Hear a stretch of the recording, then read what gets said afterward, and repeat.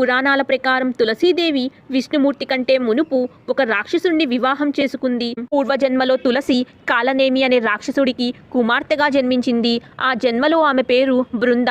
రాక్షస వంశంలో జన్మించినప్పటికీ ఆమెకి రాక్షస ప్రవృత్తి కాకుండా విష్ణువుని పూజిస్తూ ఉండేది. శివుడి మూడో కన్ను నుండి వచ్చిన అగ్ని నుండి ఆవిర్భవించిన జలంధరుడు అనే రాక్షసుడిని వివాహమాడుతుంది. జలంధరుడు పరమేశ్వరుని యుద్ధానికి ఆహ్వానిస్తారు. పరమేశ్వరుడు జలంధరుడితో యుద్ధంలో ఉన్న సమయంలో జలంధరుడి రూపంలో విష్ణువు బృందా వద్దకు వెళ్తారు. ఆమె విష్ణుమూర్తిని గుర్తుపట్టలేక వచ్చింది తన భర్త అని భావిస్తుంది. జలంధరుడి రూపంలో ఉన్న విష్ణుమూర్తి ఆమెను తాకగానే అతను తన భర్త కాదని గ్రహిస్తుంది. వెంటనే జలంధరుడు బలహీనుడవుతాడు. తన భర్తలా వచ్చింది తను నిత్యం పూజించే శ్రీ మహావిష్ణువు అని తెలుసుకుని దుఃఖిస్తుంది.